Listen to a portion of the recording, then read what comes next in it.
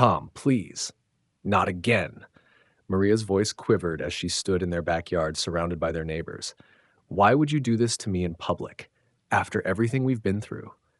The potato salad dripped down her face in thick, chunky rivulets, each glob a testament to her husband's uncontrolled rage. 30 pairs of eyes locked onto the scene, the cheerful chatter of the Sunday afternoon BBQ replaced by a silence so heavy you could hear the ice melting in abandoned cups. Maria Johnson, a respected corporate lawyer and pillar of their community for the past 15 years, slowly wiped her cheek with a trembling hand. Her white linen dress, the one she'd carefully ironed that morning for their annual neighborhood gathering, now wore the evidence of Tom's outburst. But it wasn't the ruined dress that broke her heart. After 7 years of marriage, it had finally come to this, her husband choosing to humiliate her in front of their dearest friends rather than celebrate her success. The plastic bowl that had held Aunt Sophia's famous potato salad lay overturned at her feet, a cruel reminder of how quickly joy could turn to shame. Tom's angry face was already morphing into regret, his clenched fists loosening as the weight of what he'd done settled over him like a heavy cloud.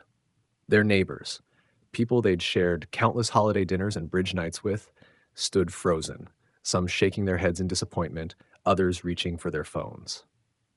This is a story about an overbearing husband who couldn't handle his wife's success. A story about how one man's pride shattered the peace of a marriage on a sunny Sunday afternoon. But more than that, it's a story about what happens when a community of longtime friends decides they've seen enough. What happened next would change everything, not just for Maria and Tom, but for their entire community, proving that it's never too late to stand up for what's right. Drop a comment below telling us where you're watching from, and don't forget to hit subscribe if you believe in standing up against abuse and supporting those who refuse to be silenced. Your voice matters. Let's keep the conversation going. On what should have been a perfect Sunday afternoon in their suburban neighborhood, Maria and Tom Johnson were hosting their annual summer BBQ. The smell of grilled burgers wafted through the air, and the sound of ice clinking in glasses mixed with cheerful conversation. No one would have guessed that beneath the surface, a storm was brewing. Maria, at 35, had always been the achiever. A corporate lawyer with a sharp mind and warm smile, like she'd worked her way up from humble beginnings to become one of the most respected attorneys at her firm. Just yesterday, she'd received the news she'd been working towards for years.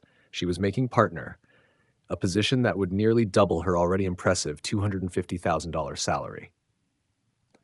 Tom, 38, stood by the grill, his knuckles white around the spatula, as he watched his wife charm their neighbors. Once upon a time, he'd been proud of her success, even bragged about it to his friends. But 7 years into their marriage, his pride had curdled into something darker. As a mid-level sales manager making $65,000 a year, he'd grown increasingly resentful of living in what he called Maria's shadow. When Maria announced her promotion, Tom managed a tight smile and raised his glass along with everyone else. "To my successful wife," he said, but those who knew him well could hear the strain in his voice. The celebration continued, with neighbors gathering around the food tables laden with summer dishes. The breaking point came during dinner.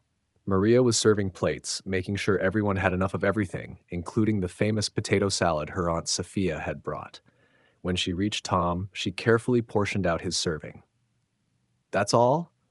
Tom said, his voice carrying across the suddenly quiet patio. "Is this how much the little people get to eat at your parties now?" Maria's hand froze mid-motion. "Tom, I'm just trying to make sure everyone gets enough." "Everyone except your husband, right?" He pushed back his chair, standing up. "Because you're paying for most of it anyway, aren't you? Just like you pay for everything else." "Tom, please." Maria tried to keep her voice steady. "This isn't the time or place." "No, this is exactly the time and place." His face reddened as years of pent-up resentment spilled out. "Always have to be the star, don't you? Always have to show everyone how much better you are than me. Well, guess what? I'm not interested in your charity dinner." Before anyone could react, Tom grabbed his plate and hurled its contents directly at Maria's face. Potato salad dripped down her pristine white dress as shocked gasps echoed across the backyard. "Tom, Please, not again. Maria's voice quivered as she stood there, food sliding down her face. Why would you do this to me in public, after everything we've been through?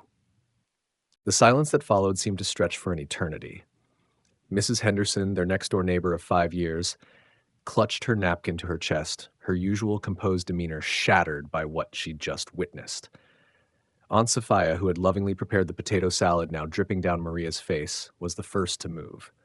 Maria, sweetheart, she said, hurrying over with a handful of napkins. Come with me. Let's get you cleaned up. But Maria didn't move. She stood there, dignity intact, despite the food sliding down her designer dress, her eyes locked with Tom's. This is what makes you feel like a man? She asked quietly, her voice carrying across the stunned backyard. Humiliating your wife in front of our friends because she serves you food she paid for? Tom's anger seemed to deflate slightly at her words, the reality of what he'd done beginning to sink in. He looked around at the faces of their neighbors, people who had respected him, invited him to their homes, trusted him with their friendships. Now all he saw was shock and disappointment. Bill Cooper, the retired judge from 2 doors down, cleared his throat. Tom, he said, his voice heavy with authority, I've known you for years, played golf with you every Saturday. But this, he gestured at Maria's stained dress, this is assault, son. Plain and simple. He's right, Steve chimed in, standing up from his seat. I've seen you getting more controlling lately. Tom, the comments at the block party last month, the way you cut Maria off at the neighborhood meeting. But this crosses a line. Other neighbors began to murmur in agreement. Mrs. Henderson had moved to Maria's side, her arm protectively around the younger woman's shoulders. You know, she said, her voice trembling with anger, my first husband was like this. Started with little things, then public humiliation, then... She trailed off, shaking her head. Tom's face had gone from red with anger to pale with realization. His eyes darted around, looking for allies, but found none. Even his regular golf buddies were looking away, their discomfort evident. I didn't mean to, he started, but Maria cut him off. Yes, you did, Tom, she said, her voice stronger now. You meant to put me in my place, to remind me that no matter how successful I am, you can still humiliate me. But you forgot something important. She looked around at their neighbors, drawing strength from their support. I'm not alone, and I'm not going to hide this anymore. As if on cue, several phones lowered from where they'd been recording the incident. Mrs. Cooper, a former social worker, stepped forward. Maria, dear, you're staying with us tonight. No discussion. She turned to Tom, her expression stern. And you, Mr. Johnson, might want to start packing a bag. The annual neighborhood BBQ had turned into something none of them had expected, a moment of community standing together against domestic abuse, proving that sometimes it takes a village not just to raise a child, but to protect one of their own. By Monday morning, the video of Tom's outburst had spread far beyond their quiet suburban neighborhood. Sarah Matthews' daughter, a blogger in Chicago, had posted the clip with a simple caption, Man throws food at successful wife during BBQ because she makes more money than him. This is what fragile masculinity looks like. The footage was crystal clear. Tom's angry outburst, Maria's quiet dignity, and, most importantly, the community's immediate response. It resonated with people in a way no one expected. Within hours, BBQ Bully and Stand With Maria were trending. Maria sat in the Cooper's guest room, her phone buzzing constantly with notifications. Local news stations had already reached out for interviews. Her law firm had issued a statement of support, condemning domestic abuse and applauding her courage. But it was the email from a domestic violence support group that finally brought tears to her eyes. They wanted her to speak at their next event about financial abuse and public humiliation in marriages. You don't have to do any interviews, Mrs. Cooper said, bringing in a fresh cup of chamomile tea. But your story, it's helping people, Maria. My daughter called this morning, said her friend finally left her controlling husband after watching what happened to you. Meanwhile, Tom was facing his own consequences. His Monday morning arrival at work was met with silent stares and whispers. By lunchtime, HR had called him in for a meeting. His company's social media pages were flooded with comments about the video, and their response would need to be swift and decisive. But the real impact was happening in living rooms across the country. Women were sharing their own stories of financial abuse and control. Men were having uncomfortable but necessary conversations about toxic masculinity and success. The incident had struck a nerve, forcing people to examine their own relationships and biases. Back in the neighborhood, a transformation was taking place. What had started as a terrible moment at a BBQ had become a catalyst for change. Mrs. Henderson organized a support group for women in similar situations. Bill Cooper began mentoring young men about healthy masculinity and relationship dynamics. The community that had witnessed Maria's humiliation was determined to turn it into something positive. Sarah Matthews summed it up best when reporters came knocking at her door.